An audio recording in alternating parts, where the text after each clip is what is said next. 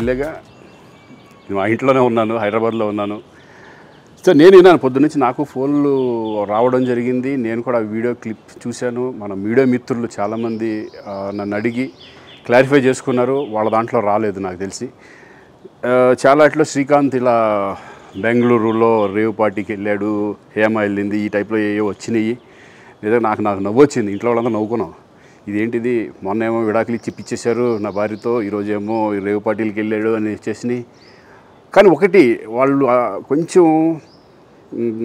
తొందరపడ్డంలో ఇది లేదనిపించింది. ఎందుకంటే వాడెవడో, అతను ఎవరో కానీ కొంచెం నాలాగా ఉన్నాడు. వాడు కొంచెం ఇలా కప్పుకొని, అది గెడ్డం ఉంది, బట్ ఇప్పుడు గెడ్డం నాకు లేదు అని, బట్ గెడ్డంతో నేను షాక్ అయ్యాను. ఇదేంటిది నాలాగా ఉన్నాడు ఏంటి అని నేనే షాక్ అయ్యాను.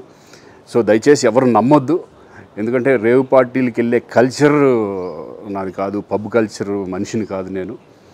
ఒక్కోసారి బర్త్డే పార్టీలకి వెళ్తాము, ఒకవేళ తెలియకుండా ఏదైనా వెళ్ళినా ఒక హాఫ్ అన్ అవర్ నుండి వచ్చేస్తాం తప్పితే అటువంటి ఏమీ లేదు. రేవ్ పార్టీ ఎలా ఉంటుందో కూడా నాకు తెలియదు.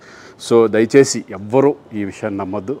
హ్యాపీగా నేను హైదరాబాద్లో ఉన్నాను, మా ఇంట్లోనే. ఇప్పుడు మా ఇంట్లో నుంచే నేను ఇది చేస్తున్నాను. సో దయచేసి మీడియా మిత్రులందరికీ కూడా నేను చెప్పేది ఏంటంటే, ఏ విషయం కరెక్ట్గా తెలుసుకోకుండా మీరు కూడా థంబ్నైల్స్ పెట్టేసేసి, నా బొమ్మ వేసేసి రేవ్ పార్టీలో పట్టుబడ్డ శ్రీకాంత్ ఈ టైప్లో వేస్తున్నారు. కాబట్టి దయచేసి ఎవరు నమ్మొద్దు. అది అతను అలాగా ఉన్నాడు అనే ఒక విషయంలో మీరు పొరపాటు పడి ఉంటారని నేను అనుకుంటున్నాను. దయచేసి అది నేను కాదు.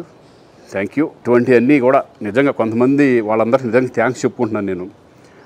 కొంతమంది మీడియా మిత్రులు నాకు డైరెక్ట్గా తెలుసు కాబట్టి, వాళ్ళ ఫ్రెండ్స్ లాగా నన్ను ఇచ్చేస్తారు కాబట్టి, వాళ్ళందరూ నన్ను డైరెక్ట్గా అడగడం, నేను చూసి ఇద్దరు నవ్వుకోవడం, వాళ్ళు వాళ్ళ దాంట్లో వేయకుండా చూశారు కొంతమంది.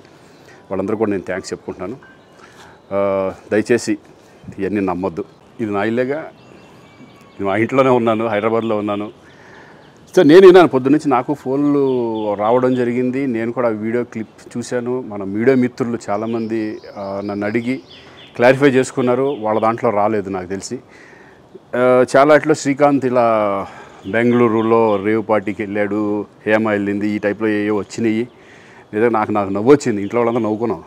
ఇదేంటిది, మొన్న ఏమో విడాకులు ఇచ్చి పిచ్చేశారు నా భార్యతో, ఈరోజేమో రేవ్ పార్టీలకి వెళ్ళాడు అని వచ్చేసినాయి. కానీ ఒకటి, వాళ్ళు కొంచెం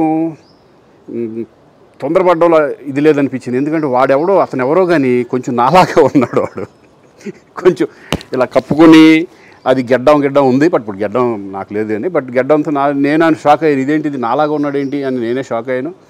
సో దయచేసి ఎవరు నమ్మొద్దు. ఎందుకంటే రేవ్ పార్టీలకి వెళ్ళే కల్చర్ నాది కాదు, పబ్ కల్చర్ మనిషిని కాదు నేను.